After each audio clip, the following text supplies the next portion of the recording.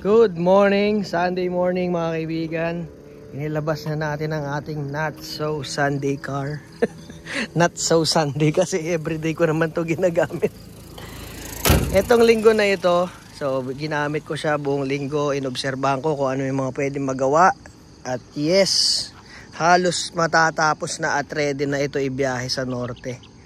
Simula sa brakes, sa engine, sa transmission, yung leak sa engine. May leak kasi yung injection pump nito, so inayos namin, binaba namin yung injection pump. Pakita ko pala sa inyo yung makina nito para sa mga hindi nakakaalam. Ang makina po nito ay 1KZ turbo. So ito po ay galing sa Hi-Ace, Land Cruiser, Hilux, yung mga ganyan. Ito po ay 3.0 ang makina na ito. 3.0 liter. Yan. So sa cooling system wala tayong problema, 100%. Dalawa na nga yung radiator cap niyan. Yung isa nandito, yung isa nandito. Pinalitan ko na rin ng bago. Hindi siya nagbabawas kahit ilang araw. Sa aircon wala tayong problema, super ice cold. Very good talaga yung mga brand new na compressor. Basta orig. May brand new kasi replacement lang, saglit lang, minsan nasisira din. So ayan. Sabahan na natin. So yung tangke, naayos ko na rin yung naglilik sa kanya.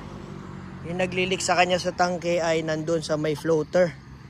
So okay na, pinalta namin ng goma gamit ang goma ng oil filter. Ayan, dami nun sa shop.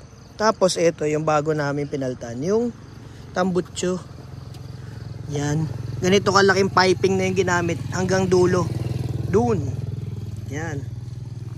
So ano yata ito 2.5 ba ito? Parang ganon. 2 o 2.5? O 2.5. 2.5 lang. Masyadong malaki na interest. Sakto na yan. 3.0 yung makina natin. 2.5 inch yung tubo natin. 2 medya. So mga nagtatanong bakit daw yung plaka hindi natin ipaayos ng black and white. Wag muna. Kasi ito na lang yung original dyan na 1978 pagaling. Ay nahayaan ko lang siyang luma. Okay lang yun. Lalagyan ko na lang ng maayos na sticker yung natuklap dito. So ayan, ang laki ng binago sa hatak. Share ko lang sa inyo. Nung nagpalit ako ng exhaust full, simula bungad hanggang dulo. Kasi yung dati nito, dun sa 5R engine pa. So yung 5R, 2.0 lang yon, tapos 8 valves lang. Ito ngayon ay 3.0. Tapos naka-turbo pa. Sakal na sakal siya doon sa dating piping. Sakal na sakal. So nung pinalitan ko nito, ay talaga naman mga kaibigan, rinig na rinig mo yung sipol ng turbo, tas konting dampi mo lang umaarangkada na. Hindi kagaya ng maliit yung tubo, hinihintay mo pa talagang sumipol ng todo yung turbo bago siya humatak, bumubuelo pa.